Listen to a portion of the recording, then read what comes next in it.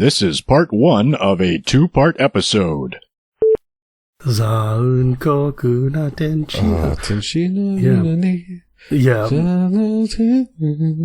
yes. Nerds.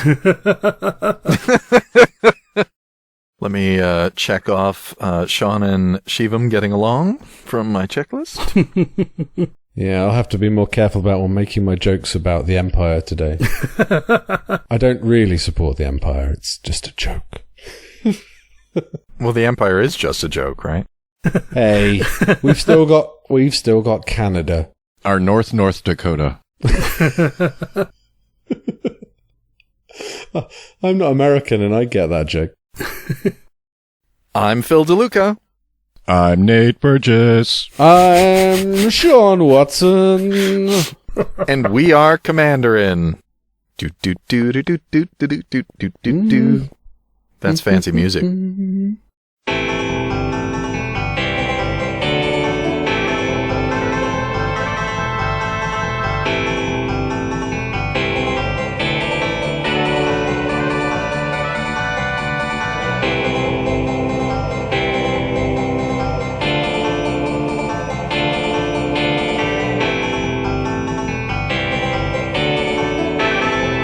Commanderin.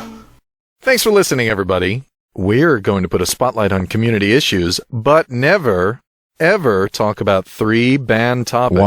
What? One topic episode. This episode? Mm-hmm. Religion? Yeah, we're going to talk about that. Uh-oh. Politics? Yeah, that'll come up.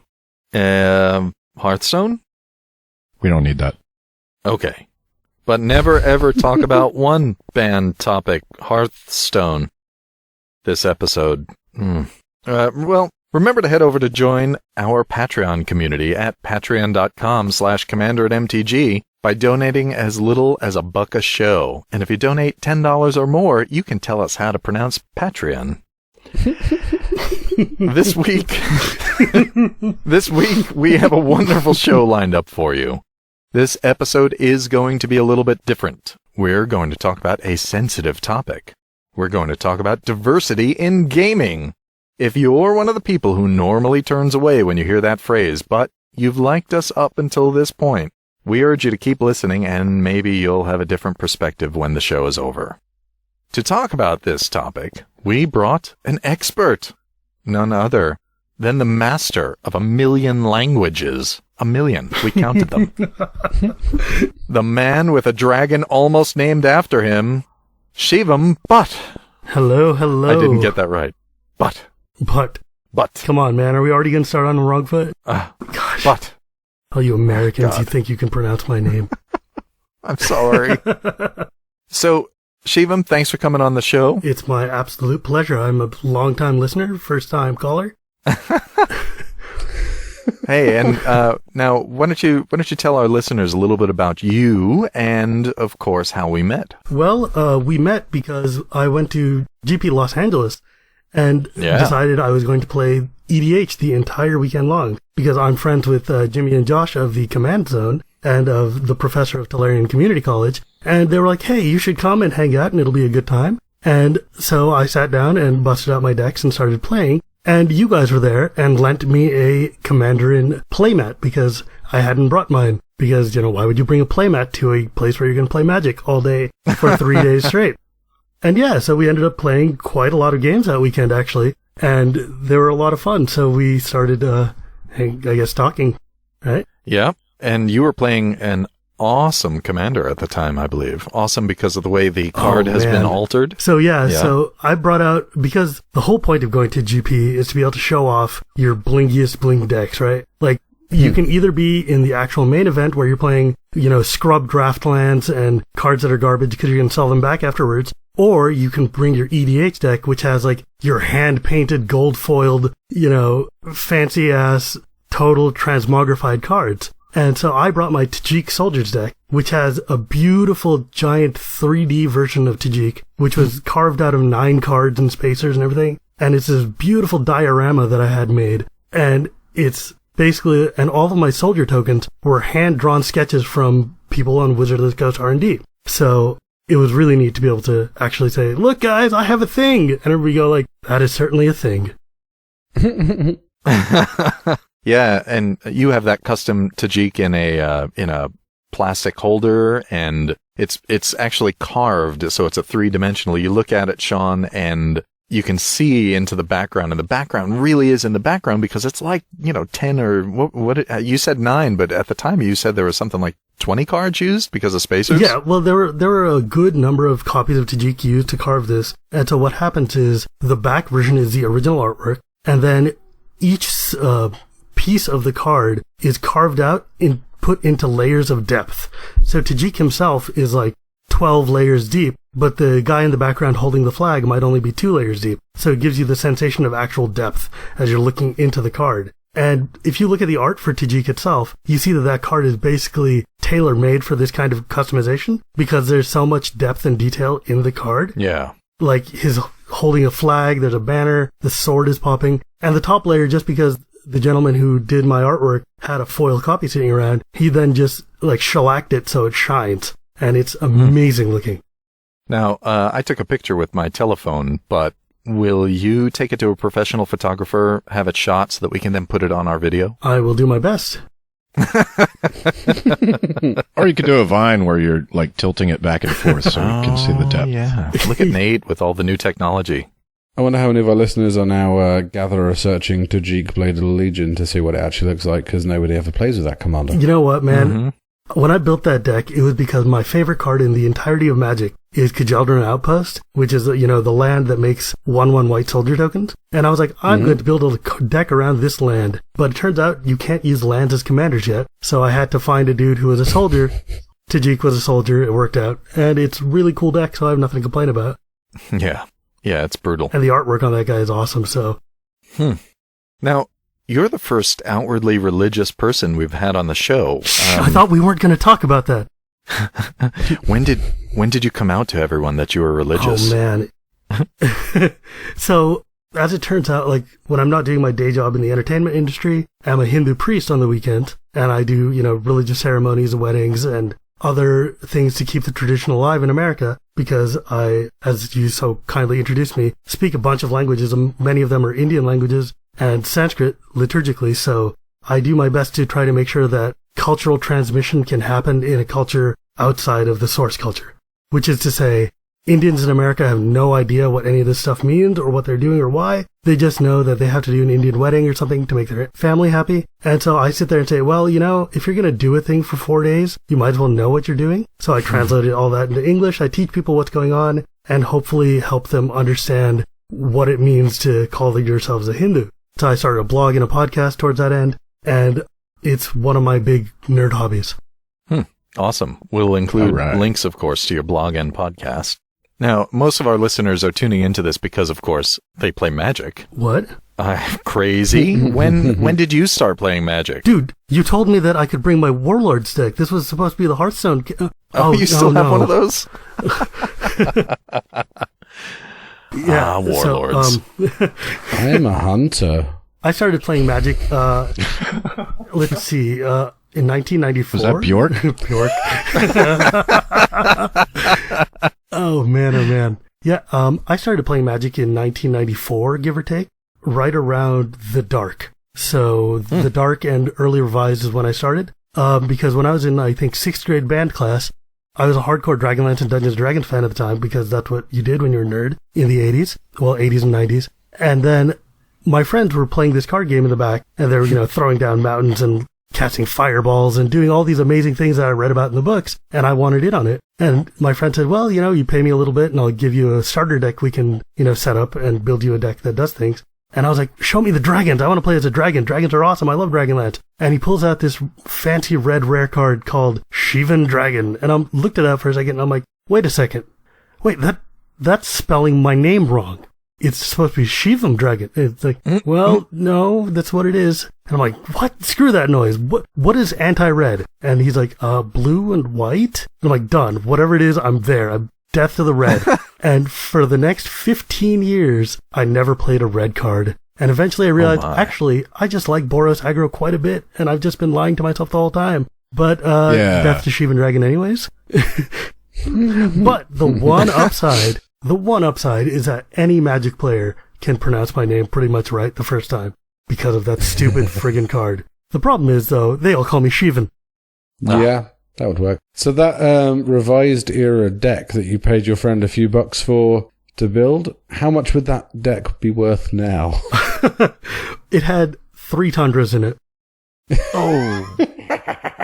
Let's see, Mana Crypt and Sol Ring, Unlimited Land, Unlimited and Revised Mixed Lands, Serendib of Freaks from Arabians. It would be worth a couple of dollars, I think. And it was lifted out of my brother's backpack in his schooling days, and I never saw it again. And that's when I stopped playing Magic for like 12 years or something. Because that was, even then, it was getting into the many hundreds of dollars, and now would be in the many thousands of dollars. Because eventually I made it into a full-on Bant deck. It had all of the duels I could play. It had... I don't want to talk about it. All those Tundras are gone. Damn it. My Tundras and Tropicals and Underground Seas and... Yeah. That's one of those stories that makes me wince. Poor Underground Seas. Yeah, 2 Force of Wills. 2 Force of Wills. I'm still waiting for the day I go to a flea market and find that box of cards that little Johnny had in the loft, and there's a retirement fund that I can get for like £3. Right? It'll happen. My problem is that I live really close to Channel Fireball, so everybody knows the value of Magic cards around here. Well, they paste flyers on all the billboard, on all the lampposts, right? Have you seen this land? Public service announcement. Can you imagine going around flea markets in Seattle or something like that? It must be amazing. Yeah. My sister-in-law just recently sold all of my nephew's cards. Oh. And he's young, he hasn't been playing a lot, but he had some cards, and I found out when I went to Alaska, she was like, "Oh, we just sold a bunch of those." I'm like, oh no. God, why? My heart goes out to you. Well, yeah, at least they weren't lost in a basement flood like poor Josh. Oh God, Josh Lee Kwai. Yeah. I wince. He showed me one of the cards that he had saved from there, and it's just like, it's a mess, man. It's a mess.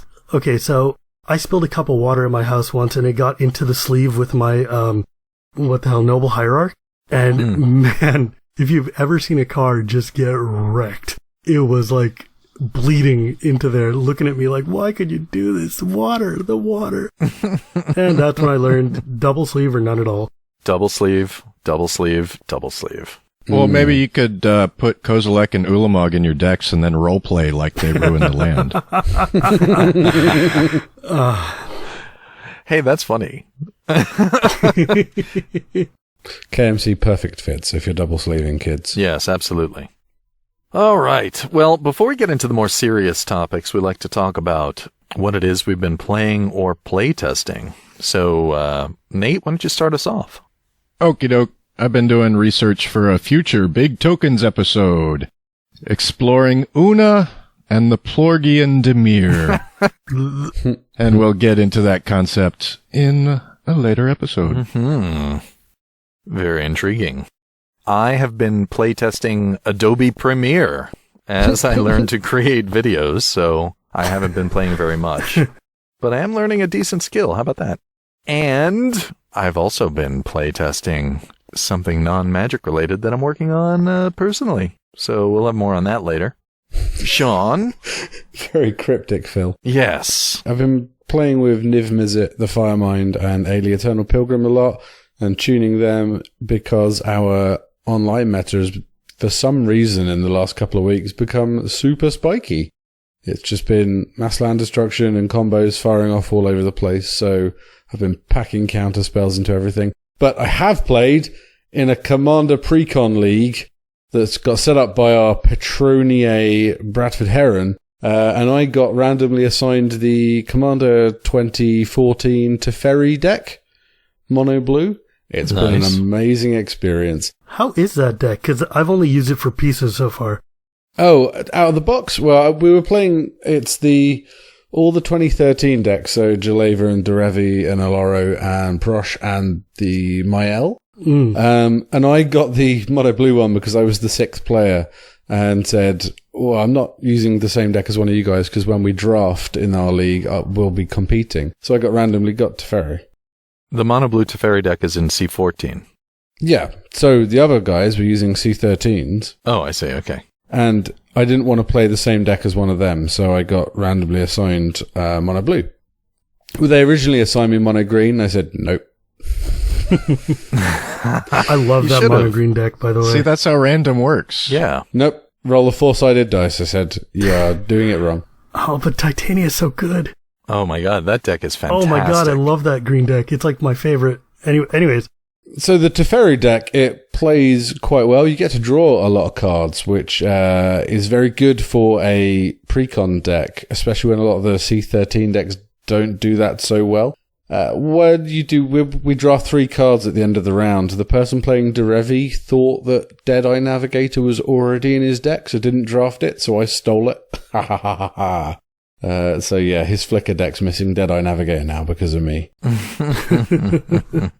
Yeah, so it's been great fun. We've only done 1 week of that, and I'm in joint 3rd out of 6th. So yeah, you know, I could do better, but it's a pretty good one out of the box. And Shivam, what have you been playing? Now you're not part of our playtest group, so you're actually playing. Yeah, so before GPLA, I built a zombies deck with Grimgrin because I've been trying to do that since original Innistrad, and I do love Grimmy. He's so good, but Eldritch Moon brought so many cool, neat things to put in there. So I've basically been like hammering away at that deck, trying to reshape it to use things like Gisa and Geralf and, you know, the Liliana Salvation thing. And God, there's so many new zombies.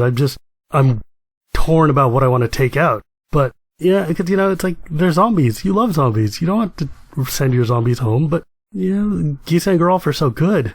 Like, God, everybody's a grave crawler. How is that wrong? Mm-hmm. It's the best. Do you like Newscraft Mob? You know, I am really hesitant about Newscraft Mob because I'm worried that, like, it says any time a player casts a spell, you get a dude. But in a Commander game, if you're playing 5 players or something, by the time the 3rd guy comes around, that Newscraft Mob is already dead. And yeah, you may have, like, you know, 5 2/2 zombies or whatever. But oh yeah, I mean, I guess I could be fun. I haven't tried it yet. All right. I mean, it doubles the power and toughness that the Newscraft Mob originally comes with. This is true. I mean, you do get basically 10 zombies, so... Would you play a 6 CMC sorcery that said get 5 2/2 zombies? Yeah, I guess that is pretty much what it is in Commander, huh? Yeah, I don't know. I got one, so I should probably put them in there anyways, because why not? If you could recast it with Gisa and Geralf. Oh my god, I didn't even think about that. Yes, I'm in. That is so. This reminds me, we have a deck review group, Shivam, on Facebook. You should submit your deck to that deck review group, and we'll provide comments on it. Oh, perfect. Oh man, that sounds like so much fun. I'm sold. Yeah, it's pretty cool. All right. Our main topic this week is diversity in gaming. So again, this topic's going to be a little bit different than our usual. I'm going to take the time to describe why this is even an issue, why it's a topic. Why is diversity in gaming even a topic worthy of talking about for 40 minutes, an hour or so? So we'll start with the outcry, right? In 2014, the outcry against diversity in gaming erupted when a researcher, Anita Sarkeesian, pointed out that video games typically portray women as sexually appealing and usually erotic health power-ups. Nothing more than objects, when they weren't victims of violence, and sometimes they were both of those at the same time. Anita also made this observation while being a woman. We'll provide a link to Anita's videos in the show notes because they're pretty awesome. And if you have an open mind and you look at it, you're like, oh yeah, you know, she has a real point. So, listeners may be familiar with the hashtag Gamergate, which the people objecting to this observation of objectification rallied around and became at least a loose association that worked together to coordinate its protests. Since then, the group has expanded its protests to cover people of color, basically anything that is not focused on white male gaming. And to be clear, other people besides those rallying around that hashtag have joined the fray and have been contributing. So I guess the real question is, and this is what got us thinking back in GPLA, when we were talking to you, Shivam, we asked you, we were talking about why people feel this way, and you have a thesis about it, don't you? Right. So, just as a bit of background, I should have probably said this earlier. Basically, I've spent about a decade or so in the video games industry, and in and around, both as a journalist. I've worked at places like IGN, OneUp.com, Electronic Gaming Monthly, and I also worked at Sony PlayStation making trailers and other things for games you might have heard of, like God of War or Uncharted 2. And I am also not your average white guy. So I have quite a bit of experience in this field, especially being here in the Bay where there's so many people in the games industry in and around. And so many of my friends were impacted in various ways by the Gamergate controversy. So my general idea was, when thinking about Gamergate, was looking at why is this happening?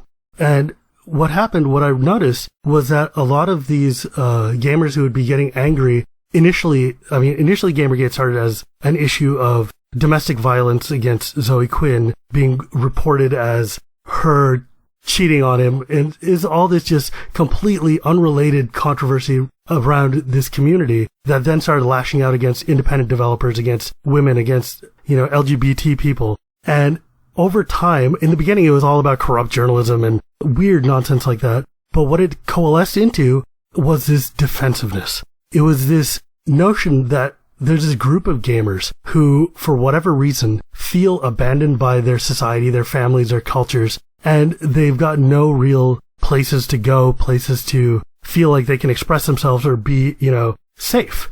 And they found gaming. They found these communities online. They found games they can coalesce around. They found people that were interested in the same things they were, and a way to prove themselves and their strength through means that they could control, which is like, being the best shooter or being the fastest player of a speed run, any number of weird gamer things that we do that we attempt to get mastery over.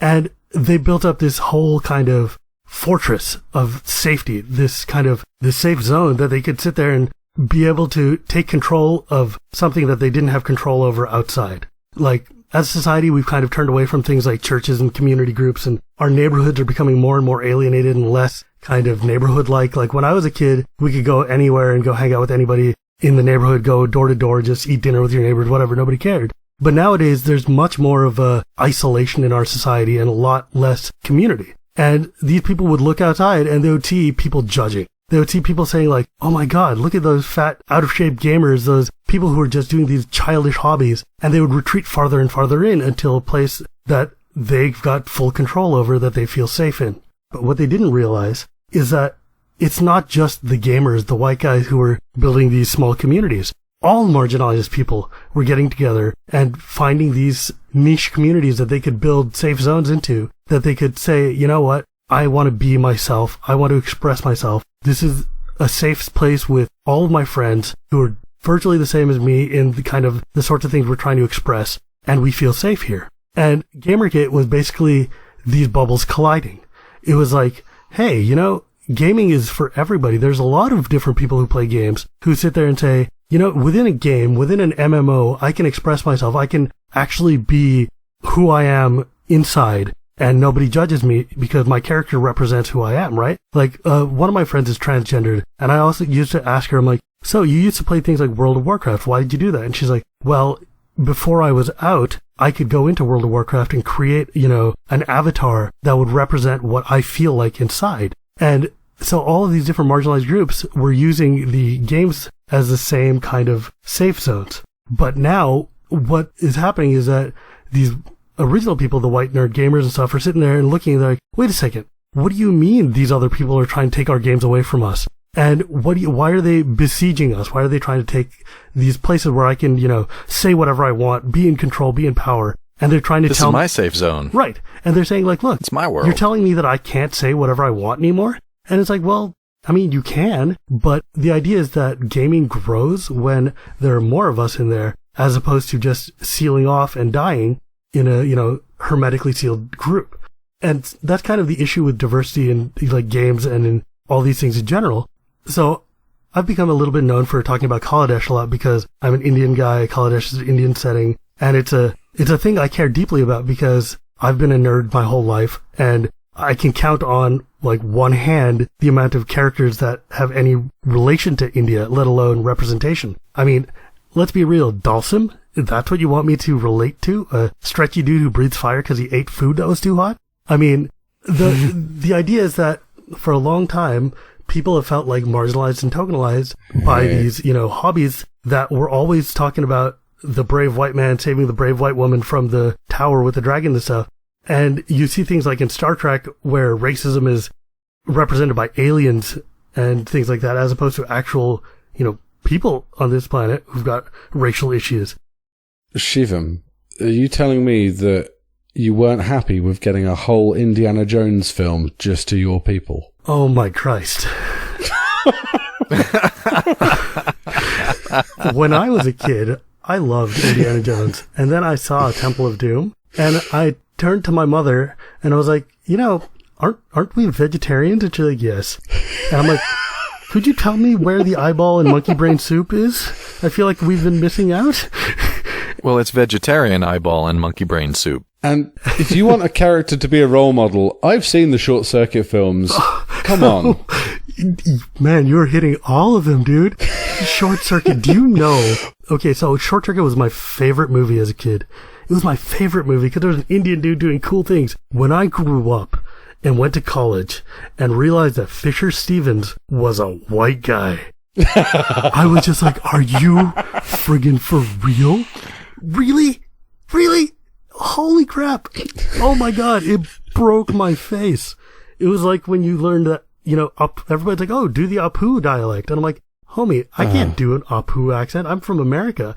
And it turns out it's a white guy doing Apu too. And I was like, of course it is. When you mentioned before, my brain just went through every Indian character in popular culture, and I came up with Dalsim, the dude from Temple of Doom, Short Circuit. I didn't think of Apu, actually, but I also thought of Big Bang Theory.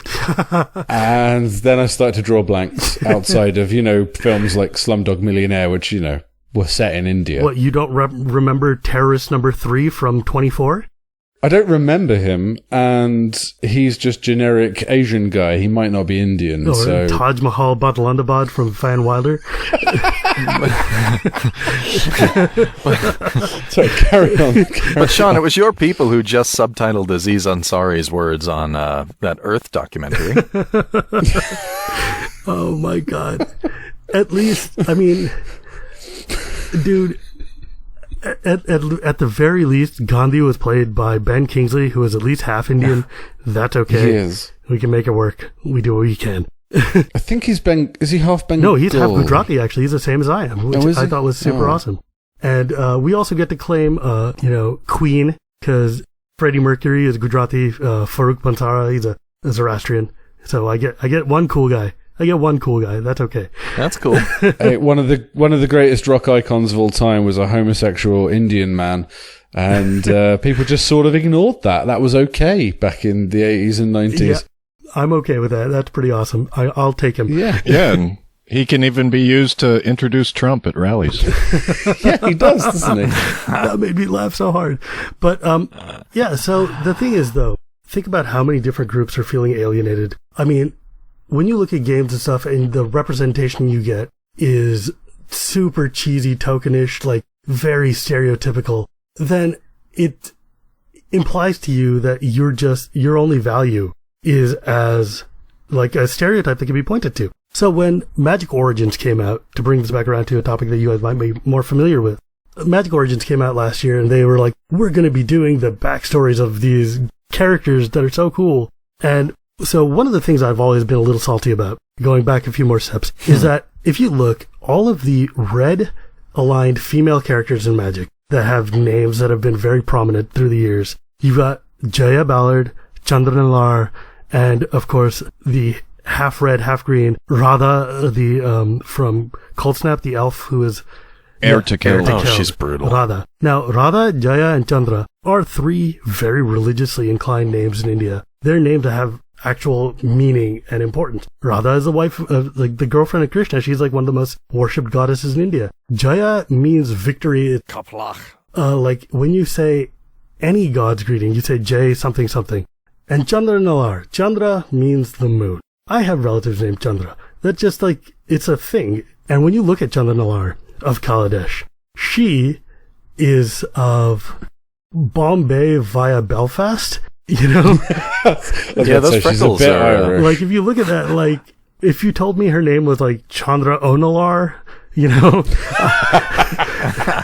Maybe it was. Maybe I'd believe that. And like Pia and Kieran, her parents. Kieran is super common. Pia is it's not super common, but it's also like we use a modern version, Priya, instead of Pia, which is the version that was from Ashoka's time, from the older versions of language. But I'm like, looking at the artwork that they had in the Chandra story was hella just disconcerting to me. Because these were all white people being chased by other white people with Indian names. So I'm like, what is going on? Is this just decoration? You've got houses that look like, you know, Aladdin's castle, and you've got all these names and ideas. They were going through the Akhara, which is a gymnasium, but it's also a holy shrine. They were like using Girapur. Girapur means like, you know, Pur means town, but Gir is a cute way of saying gears, like, you know, techno, but they made it look Indianish. Kaladesh. Kala itself means black. Desh means country. Black country is the name of the next set. Really? Black country. Okay. But all these people are lily white. Lily white. And they're like, no, this is the promo art. The real art's coming. And then I saw the real art and I saw, okay, Chandra's mother is at least Bengali looking. She's really like Indian looking. Her dad's still a white guy though. Yeah, I'm looking at the art for the card Pia and Kieran Nalar. She's definitely Asian at least, but he looks Hispanic at best. I mean, I love that card. That's going to be my next deck that I build because I think it's a super cool card. But, I mean, at the same time, I was like, well, wait a second. This is actually representative of my own relationship. I'm an Indian guy. My wife is a white person. So our kid is nothing at all like Chandra, but at least they're in the same ethnicity. I was like, still though, you couldn't even go all out. You had to go halfway and then still give your audience who has been served for the past 23 years some way to hook in because they need to have a relatable character. Going back to that movie Gandhi, I don't know if you noticed that there was an actor that was added into that movie. Oh, what the heck was his name? He was the vice president on West Wing. Charlie Sheen's dad, Martin Sheen. Martin Sheen was in the movie Gandhi as a Western journalist who was never actually in the real world, but he was there to give white people a way into a very Indian story, right? Same way, like when you look at the original version of Godzilla, you've got a white dude in there to give people a way into a very Asian story. But this is 2016. The Magic is an international game. Do you really need to have the white person to give validity to the fact that there's going to be an Asian lead? And I was, I think, roiled about that. I wrote a lengthy essay on Tumblr about, you know, appropriation so let me give you a short aside here because people throw around words like diversity and appropriation a lot without explaining. Yeah. So there's a notion here of appropriation versus appreciation. Appropriation means you are taking from a culture something about that culture while simultaneously denouncing the use of that thing in that culture, right? So like a couple of years ago in New York City, one of the big fads was taking Palestinian-style scarves, like the one that Yasser Arafat used to wear. And they would, you know, wrap them around as like neckerchiefs and things. While at the same time, they would be like yelling at Muslim women who were veiled. That is appropriation because they're saying it's okay if it's on us, but it's not okay if it's on you. Similarly, when you look at the Atlanta Braves of American baseball, you know, people deck out and cosplay as like Chief Wahoo, but when they see actual Native Americans, they're like, look at those backward barbarians. Now, the alternate side is appreciation, where you sit there and say, hey, you know what? That thing you do is really cool. We can do things with that and make it better, or maybe not better, but different, and we can use it, and it's still going to be cool, but we like the way you do it too. And my example for that is very Bay Area. It's the kimchi burrito. Basically, a burrito, it's the most Mexican of foods. Kimchi is the most Korean of foods. I guarantee you a native Korean or a native person of Mexico would probably not think of putting kimchi and burritos together. But some enterprising young lad decided, you know what, my burrito needs pickled cabbage. And it's amazing. It's amazing. But we're not saying, oh, all you damn kimchi eaters are, you know, terrible human beings. We're just saying, hey, that's a cool thing. Can I also use it to make it cool? Well, I, for one, think that all people who are eating kimchi burritos are terrible people, and they should send me the kimchi burritos so that they are not tempted to eat them. In England, the kimchi burrito would be labelled fusion food. Exactly. Yes. And they'll add £10 to the price tag. So I'm pretty sure there's a gourmet food truck here that sells kimchi burritos. Is this a cultural thing unique? Well, not unique, because obviously racism exists everywhere and appreciation and appropriation exists everywhere. But the best example is I collect NFL jerseys. I'm a Giants fan, but yeah, I have a collection. And the only Redskins jersey I would buy and own would be a Sean Taylor jersey in memory of a tragically lost young sports star. And I would never wear it because it says Redskins on it, you know. And that's just a racist term, and I'm not even American, so... It is pretty damn racist, yes. But if there was a team called... pick a racial... The Packies. If there was a football team called Packy FC in England, they would be hounded by the current press until they change their name, and their owner would be thrown out by the FA, and that's a corrupt organisation doing that. Yeah, it's very odd. I don't know if it's more an American issue, I guess. They'd have to rename it Teamy McTeamface. That's because English people think they're funny. I'm one of them. Yeah, but I mean, well, the thing is, it's like legacy is a problem, right? Like, it's hard to change established notions. No, modern is a problem.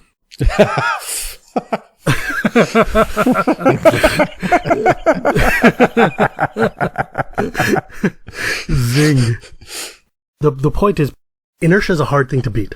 That's what the bottom line is. It's the same thing going back to the issue of Gamergate, is that inertia is a hard thing to beat. Change is very difficult to accept. People don't like the idea that suddenly, catcalling women is not okay anymore. Suddenly making jokes about killing brown people is not funny anymore. And it's not that people don't have senses of humor. It's that they sat and took it for a very long time and are now saying, that's a tired joke.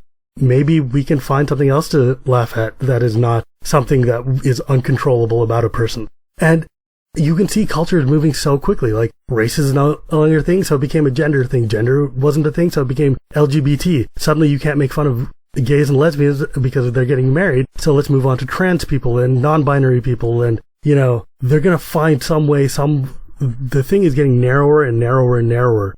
And as these avenues of relief are getting cut off, these groups of white people are getting more and more defensive. And that's why you see things like UKIP, and that's why you see things like the rise of American politics and the Tea Party. Yeah, it's because suddenly people are like, well, wait, because it comes back to the other buzzword of choice, privilege, right? Privilege means you have the right to not think about something. That's literally what it means. It means you have the right to be able to sit there and say, that doesn't affect me. It sucks, but I'm just going to move on with my life. That's all privilege is. And the loss of privilege feels like an attack, because it feels like you're losing something you're accustomed to and comforted to.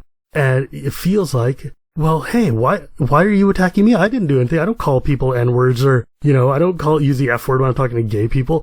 But it's like, well, no, dude, all we're saying is suddenly these smaller groups would like to have the ability to just live their lives with the same level of respect that you get.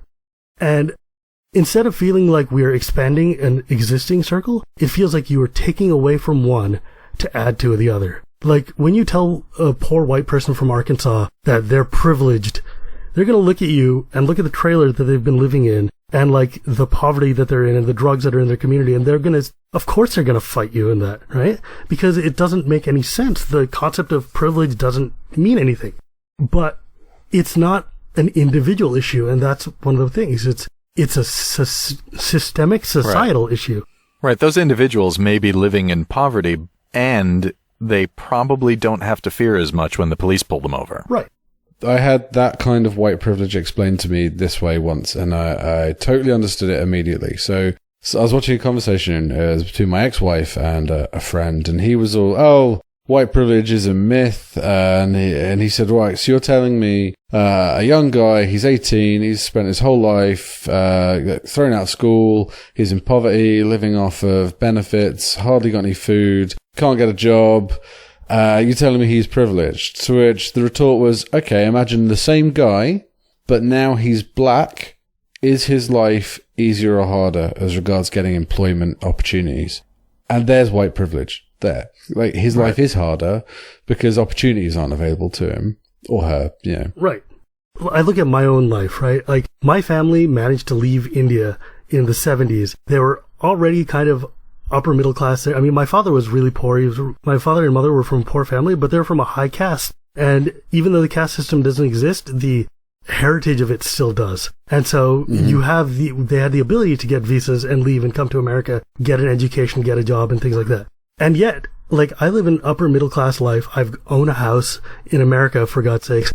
I have a good salary, and yet I can go to an airplane right now and a dude can throw me into a locked room for 8 hours and I have nothing I can do about it because I'm brown. It's even happened to me before, right? Like, okay, so I was on a flight to India once. And you get security checked in on the way to the airport. And then I got security checked from the airport to the gate. Then I got security checked from the gate to the door leading to the tarmac. Then I got security checked again on the tarmac, climbing up the stairs to get into the plane. That was 5 times. How many other people on that plane do you think were checked like that? Yeah, I used to go to Comic-Cons in America twice a year for many years, and I used to go with my friend Haroon, who is a Pakistani gentleman. Well, he's English, but is sure, culturally Pakistani. And it was a Muslim guy, so he's got, a beard, traditional Muslim hat, which he often wears. And I would just have to say to him, when we get to American security, I'll see you on the other side. I'll find this bar. We always landed in Newark, so I knew where I'd go and meet him. I'd sit and have a drink and wait him to take an extra hour or two to get through security than me. Just flat out racism, basically. Yeah. Talking about societal pressures, right?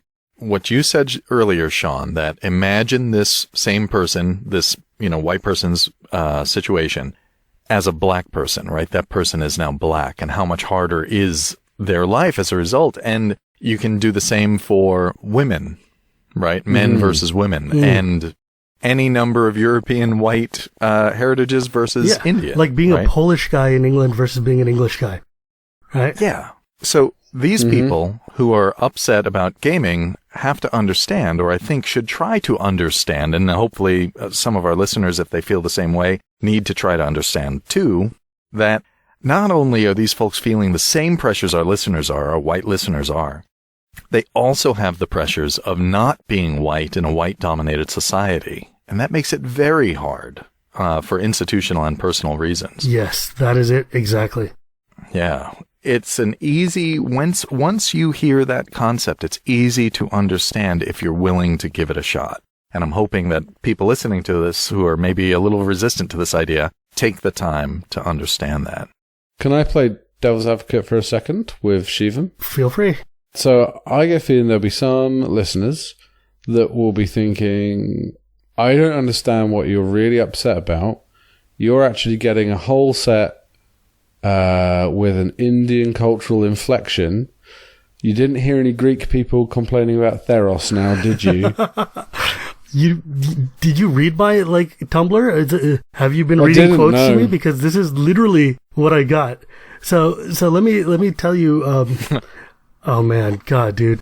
So let me go back a step to Magic Origins, because Kaladesh isn't out yet, and it technically doesn't count for this yet. But Magic Origins was 10 planes, right?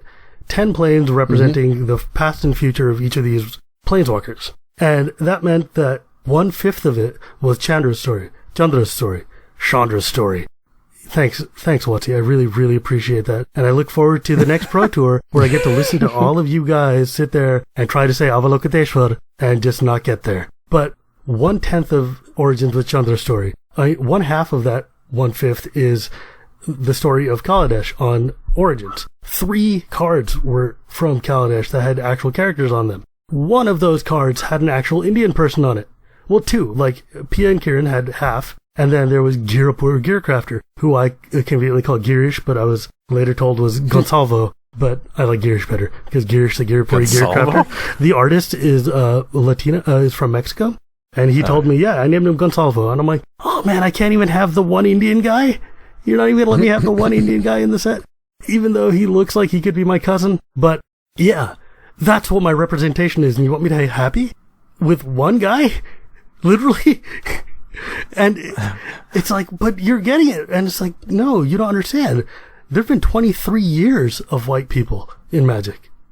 23 years is a long time. That's like older than Reed Duke, almost. There are people who are winning Pro Tours who are younger than the white representation in Magic the Gathering. And, I mean, you heard a lot of things about like, oh man, look, you're going to get this whole Indian set. Chandra is going to be totally brown. Like, why do you need black people and stuff in this? Why can't it just be organic? Why are you trying to force the story?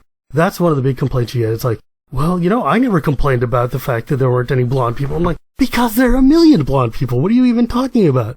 But right. The thing is that you hear this sentiment over and over again, which is let it happen organically, or, just be happy with what you got. And it's such a patronizing, patronizing thing to say to somebody. It's such a condescending thing. It's like, okay, so I read this example the other day, which was pretty phenomenal. You're sitting at a dinner party, and everybody is sitting there, and there's all these dishes, and it's a big, lavish Russian-style banquet, and people have got tons and tons of food there, and you say, hey, man, can I have some tomatoes, please? And they're like, what? Wait your turn.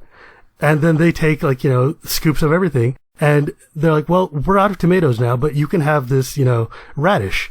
And so you sit there and you try to eat this radish, and the rest of them are like taking the tomatoes and eating and everything. And then you go back for some more, and they're like, what? Dude, you just got it.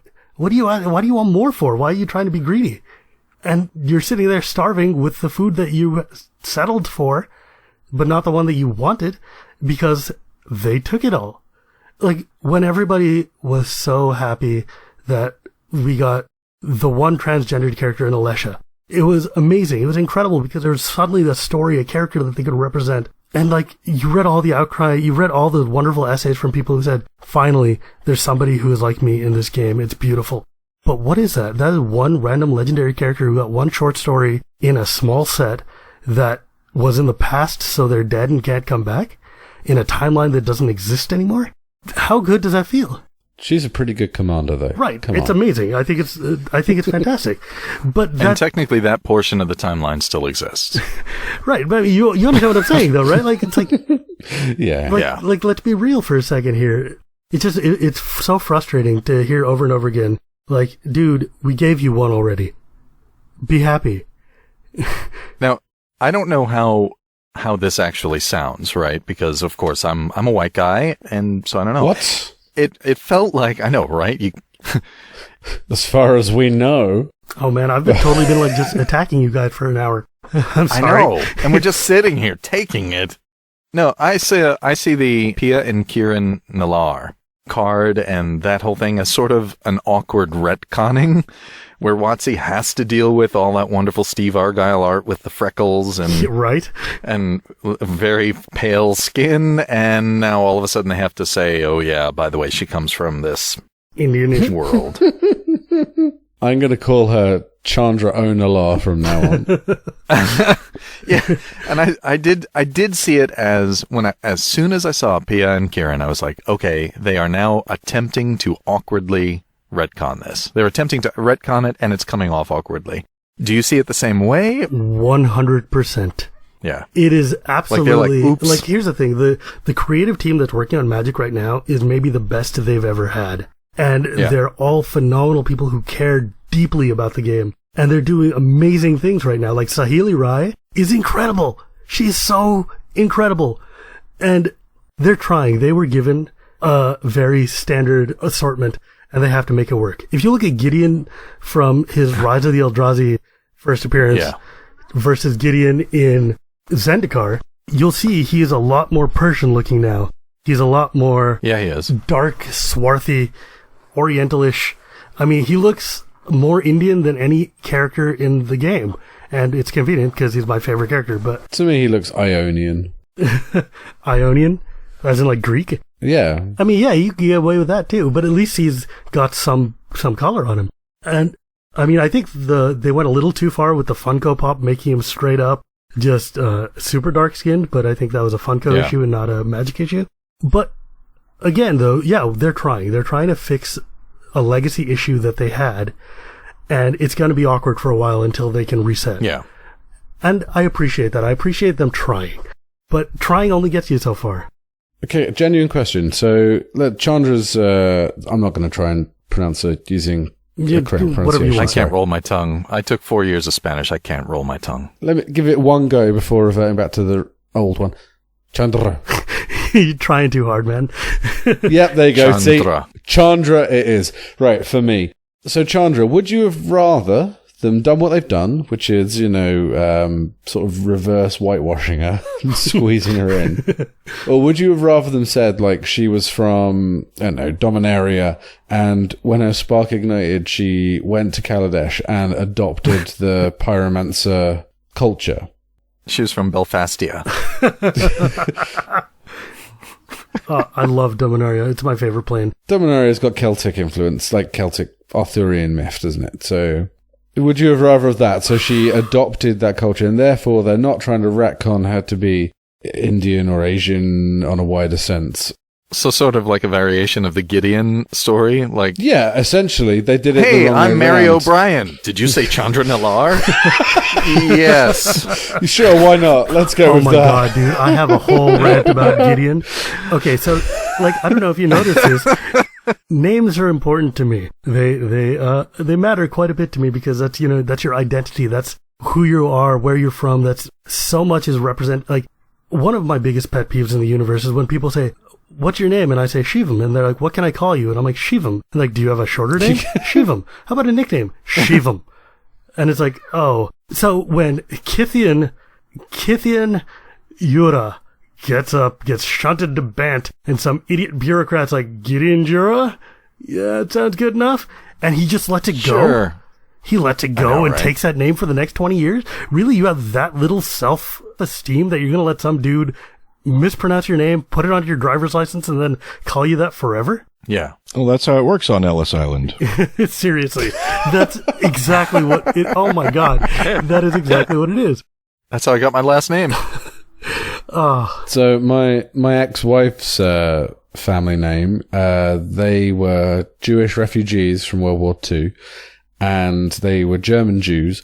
And when they got to England, they were told, "No, your name's too German. We're just going to change it to Taylor." And they didn't complain, but they were escaping concentration camps, so they had an excuse. Well, yeah, I mean, when your choice is your name is now this versus you have to go back. Okay, fine. Yeah, sure. You can call me Sally. We've talked about all the ways, not all the ways, but we've talked a lot about kind of how culture is being represented specifically in Magic. But one of the questions we haven't answered is, why is it important? I mean, we've sort of talked about how, people of non-white heritage are, they have all the pressures, but then they also have to deal with not being white in pretty much a white-dominated society. But why is it important that our games include people who aren't white men? That's a fantastic question. That's an absolutely fantastic question. And yeah, I have been ranting a little bit, and I do apologize for that. But so why does it matter? Why it matters is because when I was a kid watching like reruns of Johnny Quest on TV. Oh God! So my friends and I, we would sit and play pretend in the front yard, right, running around, pretending to be adventurers and stuff, and going on world tours. They got to be Johnny. I had to be Haji. That's why this matters. Everybody should be able to see themselves as a hero of their story, and not just as the wise man on the top of the mountain, or the token girl who gets killed and shoved into a refrigerator, or this manservant. The idea is that if you can see yourself in a game as a hero, then it gives you so much confidence as a person. It gives you so much just strength to be able to sit there and say, like, look, man, I have nothing else in the world, but I at least have that guy. That guy I can be and pretend and escape into. That's what escapism means, right? It means you're leaving this to go to a place that's better. That's why we all play D&D. That's why we play things like Magic, to be able to get away from the reality and get into a place where we can be who we want to be. And it matters that when you read, like in D&D, you create your own character, so you can do whatever you want. But when you're reading that fantasy novel, it makes a difference that hero isn't just another blonde-haired, blue-eyed white guy, a white knight even. It matters that that person has to deal with the same things you have to deal with superficially. Yeah, I mean, it may not make sense in the milieu of the world why this person's got random hair issues that they have to deal with or, skin concerns, but the reader doesn't care because they look at that and they say, finally, there's somebody here who looks like me that I can look at and feel good about. And that's why things like Miss Marvel being a Pakistani girl from Jersey matters. That's why things like Miles Morales being Spider-Man makes a difference because, I don't know if you're familiar with the show Sesame Street. I'm sure you are. But if you look at all the characters on Sesame Street, they were people who were representing New York. There wasn't just white people. There was the white guy. There was a Latin couple. There was a black dude. There was all of this wide spectrum of people because they wanted the audience to be able to sit there and say, you know what? That guy looks like me. That guy represents me, and I can sit there and feel better. But then the flip side complaint that you hear from the defensive community is, well, I don't want to play as a woman. I don't want to play as a trans person. How can I identify with that? And the glib answer is, dude, I had to deal with that for 30 years. I think you can handle it for one game, right? I mean, I sat and I had to pretend to be Karaman, or I had to sit there and be whoever your characters are in these stories. Yoga Flame. Right. It's like, you had to sit there and look, man, if I can sit and play Uncharted and be whatever the generic white dude 3 is over there, why can't you, for an hour or 3, pretend to be somebody else? Isn't that the whole point? Because representation is not just good for the person being represented, but it also helps the other people learn what that life is like. And that unto itself is a big part of why this matters. Because if you live in America, you know very well what it's like to be white, what it's like to be Christian, what it's like to be a man, what it's like to be all this, because all of our media tells us these things. I work in movies. I see them all the time.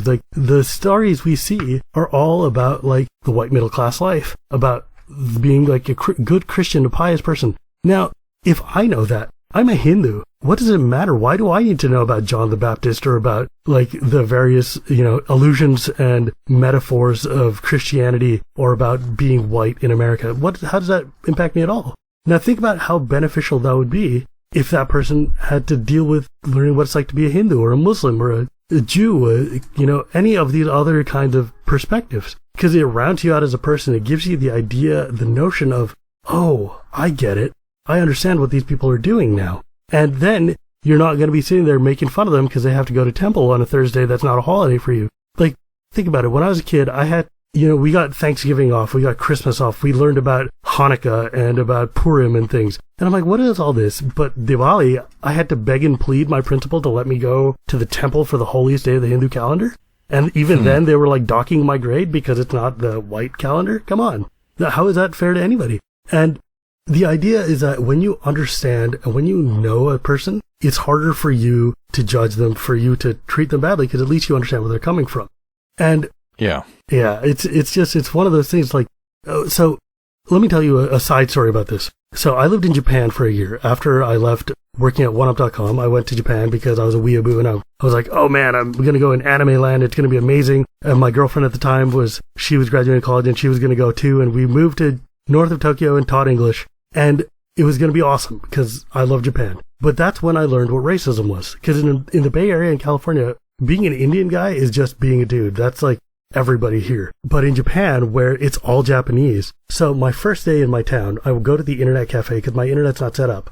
And I go into the door and I knock there and I try to go inside to use a computer. And I speak fluent Japanese. I speak 12 languages, right? So I could get by and I'd be like, sumimasen, let me in, please. I'm trying to use this computer. And the gentleman there wasn't letting me in. And he's like, no, I'm sorry, we can't let you in here. So I went back to my boss, who was the city manager for English teachers. And he came with me and he's like, oh, this should be fine. We'll take care of it for you. So we went back to the net cafe and he's like, okay, this is Shivam. He's a new employee of the city. He's not a terrorist. Please let him in. And they were like, oh, okay, great. And I'm like, wait, what did you say? It's like, oh, I just wanted to make sure he knew that you were with us and you're okay and you're not a terrorist, so it's okay for you to go inside. And I was like, what the hell? What do you mean I'm not a terrorist? And that's when I realized what it actually meant to be racially discriminated against. I was like, whoa, they straight up just they're not going to let me do anything in this country. And it was true. I would go to barbers and they'd be like, our clippers can't cut your hair. And I'm like, does it have blades? My hair is made out of hair. You should be able to cut it. And they're like, well, we don't want to dirty it. I'm like, oh my God. Holy crap.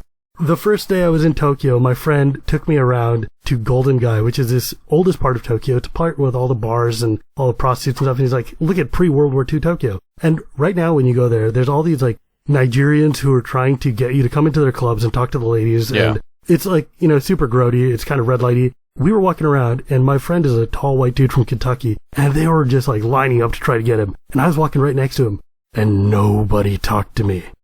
And I was like, what the hell kind of world is this where I'm so outcast that even the pimps trying to get business won't talk to me?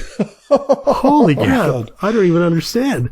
And it blew my mind. And it was like, okay, well, the reason is because these Japanese people don't have any conception of what it means to be not Japanese. They just have like, if you're Indian, you wear a turban, you eat curry, you have a beard and a mustache. That's the end of the story. You can't be Indian and American because you're from India. You're just an Indian.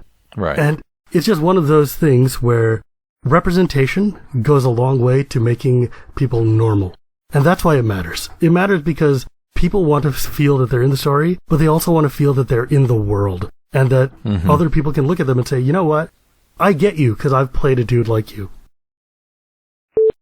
This is part 1 of a 2-part episode.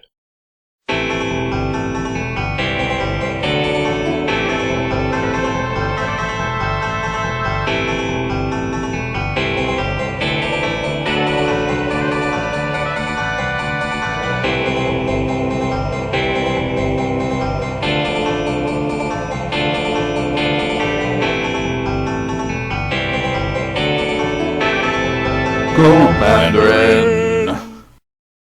Let me check off Sean and Shivam getting along from my checklist. You, Shivam. Brits. Yep, I was very worried about that. Indians coming over here with their doctors helping our NHS. Don't forget their delicious food, Right, without like- which London would be a desolate wasteland. And their restaurateurs and curry shops. Yeah, it's almost like India is invading the United Kingdom and taking over. One of the people in my religious community is actually a sitting peer in the House of Lords. A dude by the name Nice. of Dolar Popat. And if you're sitting in the House of Lords, you're pretty much British at that point. Like, you're not going anywhere. You're just... You're more British than I am at that point. He does have more rights. I'm like, man, if you're good enough that you actually made it into the aristocracy of a white country, then you're pretty much set. Like, I don't know what else to tell you. It's political correctness gone mad, I tell you, mad. When are they going to make a planeswalker that white people can dress up as, eh? Right? My poor blonde wife has nobody to look up to. Oh, how does she get by? You know, the things we have to do in America. Does she have Thalia hair? Oh man, Thalia. That would be... I'm gonna need to go, guys.